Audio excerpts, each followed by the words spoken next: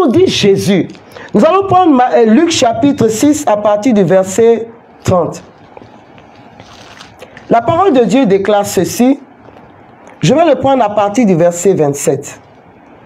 Mais je vous le dis, à vous qui m'écoutez, aimez vos ennemis. Faites du bien à ceux qui vous haïssent.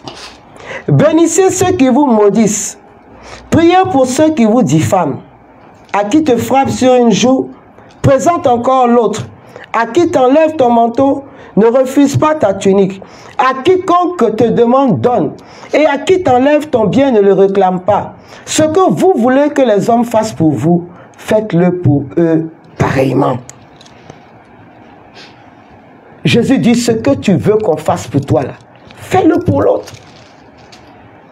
Mais tu veux être servi, commence par servir l'autre.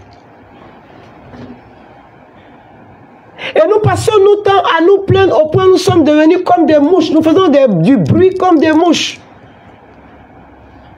Et rien n'est jamais bien pour nous. Rien n'est jamais parfait. Parce que même les efforts que les autres font, on n'arrive pas à les apprécier. Je vais prendre la version en Matthieu chapitre 7. Continue de partager. D'habitude, le worship, nous commençons par un bon temps de louange et d'adoration. Aujourd'hui, Dieu veut parler d'abord. Parce que le monde ne se convertit pas. Parce que malheureusement, nous qui constituons l'Église, nous ne sommes pas encore bien convertis.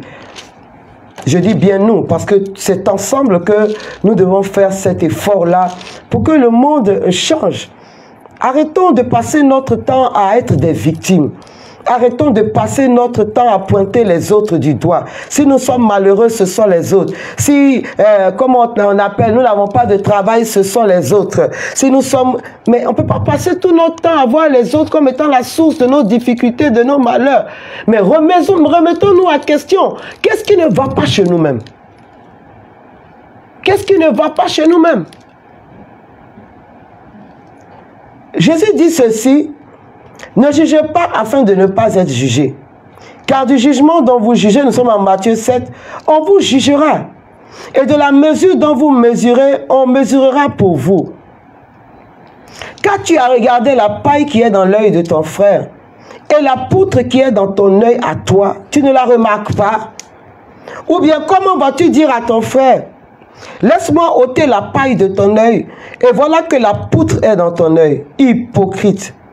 Ôte d'abord la poutre de ton œil et alors tu verras clair pour ôter la paille de l'œil de l'autre. Ne donnez pas aux chiens ce qui est sacré. Ne jetez pas vos perles devant les porcs, de crainte qu'ils ne les piétinent, puis se retournent contre vous pour vous déchirer. Demandez et on vous donnera. Cherchez et vous trouverez. Frappez et l'on vous reçoit. Qui cherche trouve et à qui frappe on ouvrira.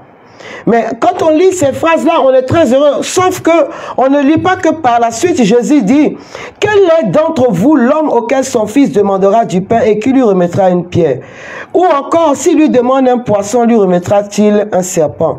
Si donc, vous qui êtes mauvais, vous savez donner de bonnes choses à vos enfants, combien plus votre Père qui est dans les cieux en donnera-t-il de bonnes à ceux qui l'en prient? La règle d'or, écris bien, la règle d'or, ainsi, virgule, tout ce que vous voulez que les hommes fassent pour vous, faites-le vous-même pour eux. Voilà la loi et les prophètes. Je reprends la règle d'or dans notre marche chrétienne. Et Jésus en a parlé dans les évangiles. En Jean 15, il dit, aimez-vous les uns les autres. On lui a demandé, quel est le plus grand commandement? Il dit, aimez vos frères comme je vous ai aimé. Il dit, aimez Dieu de toutes vos forces, de toute votre âme, de tout votre esprit et aimez vos frères.